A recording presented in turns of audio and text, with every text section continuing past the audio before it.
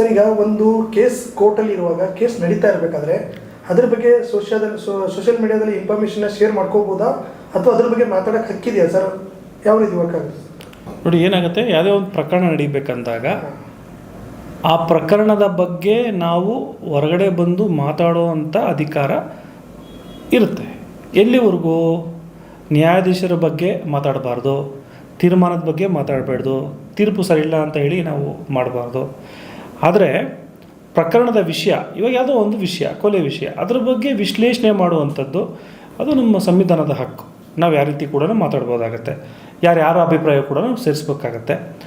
ಆದರೆ ಯಾವುದೇ ಒಂದು ಪ್ರಕರಣದಲ್ಲಿ ಸ್ಟೇ ಅಂತ ಕೊಟ್ಬಿಟ್ರೆ ನ್ಯಾಯಾಲಯ, ನೀನು ಮಾತಾಡಬೇಡ, ಇದ್ರ ಬಗ್ಗೆ ನೀವು ಟೆಲಿಕಾಸ್ಟ್ ಮಾಡಬೇಡಿ, ಇದ್ರ ಬಗ್ಗೆ ತಾವು ತೋರಿಸೋಂಗಿಲ್ಲ, ಇದ್ರ ಬಗ್ಗೆ ತಾವು ಟಿ ವಿಯಲ್ಲಿ ಯಾವುದೇ ರೀತಿ ಪ್ರಸಾರ ಮಾಡೋಂಗಿಲ್ಲ, ಆ ರೀತಿ ಬಂದಾಗ, ಪೇಪರ್ನಲ್ಲಿ ತಾವು ಮುದ್ರಿಸೋ ಹಾಗಿಲ್ಲ ಅಂತ ಬಂದಾಗ, ನ್ಯಾಯಾಲಯ ಆ ರೀತಿ ಆದೇಶ ಮಾಡಿದಾಗ ಅದು ಮರುಕ್ಷಣದಿಂದ ನಾವು ಮಾಡೋಂಗಿಲ್ಲ. ಅಕಸ್ಮಾತ್ ಮಾಡಿದ್ರೆ ಅದು ಕಂಟೆಂಪ್ಟ್ ಆಫ್ ಕೋರ್ಟ್ ಅಂತ ಆಗುತ್ತೆ. ಅದಕ್ಕೆ ಆದ ಸಿವಿಲ್ ಮತ್ತು ಕ್ರಿಮಿನಲ್ ಮೊಕದ್ದಮೆಗಳು ಆಗ್ತವೆ. ಯಾಕೆ ನ್ಯಾಯಾಲಯ ಆ ರೀತಿ ಒಂದು ಸ್ಟೇಯನ್ನು ಕೊಡುತ್ತೆ ಅಂತ ಹೇಳಿದಾಗ, ನೋಡಿ, ಕೆಲವು ಪ್ರಕರಣಗಳಲ್ಲಿ ಗಂಡ ಹೆಂಡತಿಯ ಪ್ರಕರಣಗಳು ಇರ್ತವೆ, ಕುಟುಂಬದ ಪ್ರಕರಣಗಳು ಇರ್ತವೆ. ಅದನ್ನು ರಾಜಾರೋಷವಾಗಿ ಎಳೆದು ನಾವು ತೋರಿಸಿದಾಗ ಅದು ಎಲ್ಲೋ ಒಂದು ಕಡೆ ಸಂಸಾರಕ್ಕೊಂದು ತೊಂದರೆ ಆಗಬಾರ್ದು ಅಂತ ಹೇಳಿ ಒಂದು ಕಡೆ ಕೊಡುತ್ತೆ. ಅಂದರೆ ಒಬ್ಬ ಪರ್ಸ್ನಲ್ ಡಿಗ್ನಿಟಿ, ಅಂದರೆ ಮಾಧ್ಯಮ ಯಾವುದೇ ರೀತಿಯಾಗಿ ಪರಿಶೀಲನೆ ಮಾಡಿದಿರೋ ಹಾಗೆ ಒಬ್ಬರ ಮೇಲೆ ಅದನ್ನು ಎಲ್ಲೋ ಒಂದು ಕಡೆ ತಪ್ಪು ಅಂತ ತೋರಿಸ್ಬಿಡುತ್ತೆ ಅಂತ ಹೇಳಿ ಆ ಒಂದು ಇದನ್ನು ಕೊಡುತ್ತೆ. ಅಂದರೆ ಪ್ರೈಮಾ ಫೇಸಿ ಇದ್ದರೆ.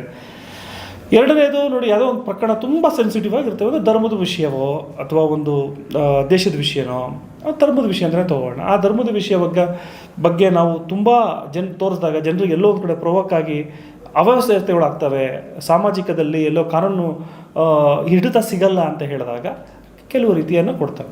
ಸೊ ಈ ರೀತಿಗಳು ಸ್ಟೇ ಸಿಗುತ್ತೆ ಬಿಟ್ಟು ಬೇರೆ ಯೂನಿವರ್ಸಲ್ ಆಗಿರುವಂಥ ವಿಷಯಗಳಲ್ಲಿ ಇವಾಗ ಕೋರ್ಟ್ನಲ್ಲಿ ನಡೀತಿರುವಂಥದ್ದು ಕೆಲವು ಪ್ರಕರಣ ಆಗಿರಬಹುದು.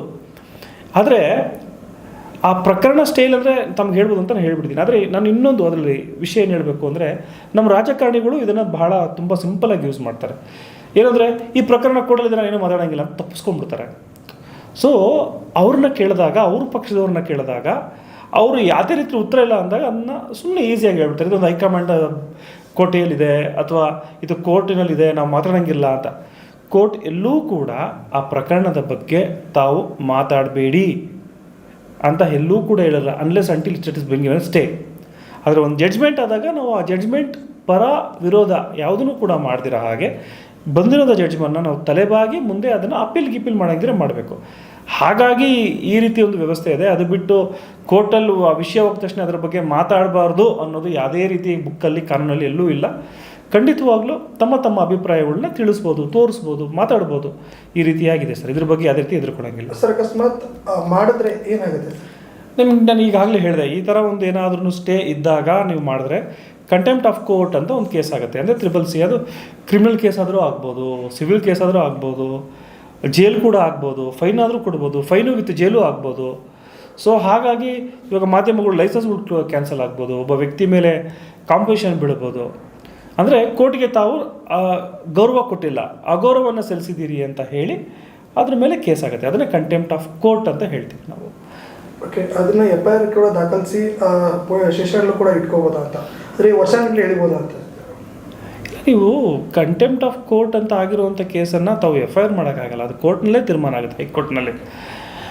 ಯಾರೋ ಕೆಲವರು ಇವಾಗ ಈ ಥರ ಆಗ್ಬಿಟ್ಟಿದೆ ಅಂತ ಹೇಳಿ ಪೊಲಿಟಿಷನ್ಗೆ ಹೋದರೂ ಕೂಡ ಇಲ್ಲಿ ಹಿಂಗೆ ಪ್ರಸಾರ ಮಾಡಿದ್ರೆ ಅಂದರೆ ಅದನ್ನು FIR ಖಂಡಿತವೂ ಮಾಡೋಕ್ಕಾಗಲ್ಲ. ಅದು ಭಾಳ ತಪ್ಪಾದ ಒಂದು ಮಾಹಿತಿ. FIR ಖಂಡಿತವೂ ಮಾಡೋಕ್ಕಾಗಲ್ಲ. ನೀವು ಹೈಕೋರ್ಟಲ್ಲಿ ಹಾಕಿ ಅದನ್ನು ಕಾಸ್ಟ್ ಮಾಡ್ಕೋಬೋದು. It's A purely contempt of court case.